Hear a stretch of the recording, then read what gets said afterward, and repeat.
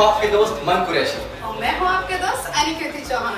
तो छत्तीसगढ़ के बढ़िया बढ़िया गाना सुने बर और देखे बर सब्सक्राइब करो हमारे YouTube चैनल मंडा म्यूजिक।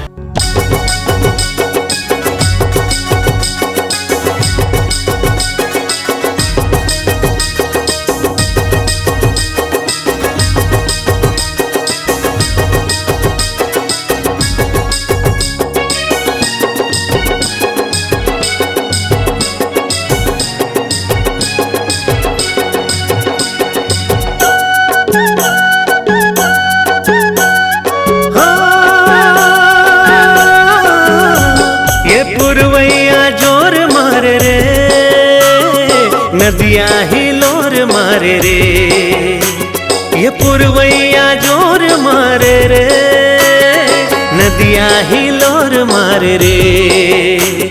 मैं हो गे हो दीवाना तोर, दीवानी तोर मारे रे। मैं हो गे हो दीवाना तोर, दीवानी तोर मारे रे।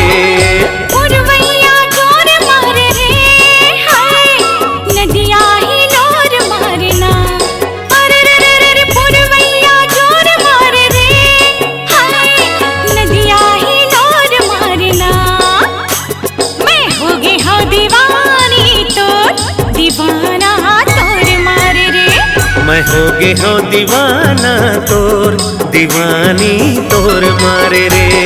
नैना ले नैना मिले बोले मिलेगे, मैया पीरित के फूल खिलेगे। नैना ले नैना मिले बोले मिलेगे, मैया पीरित के फूल खिलेगे।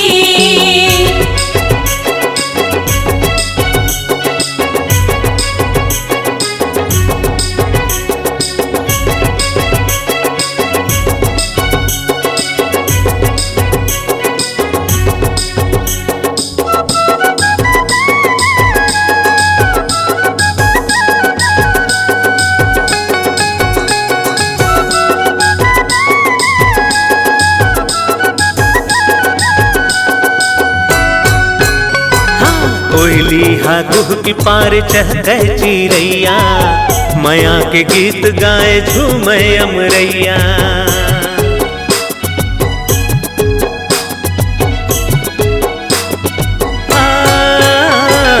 कोयली हा गुह की पार चहके चिरैया, माया के गीत गाए झूमे अमरैया। माया के गीत गाए झूमे अमरैया।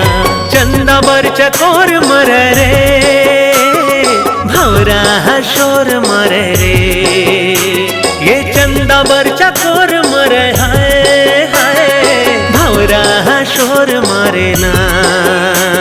मैं हो गे हो दीवाना तो, दीवानी तोर मारे रे। मैं हो गे हो दीवानी तो, दीवाना तोर मारे रे।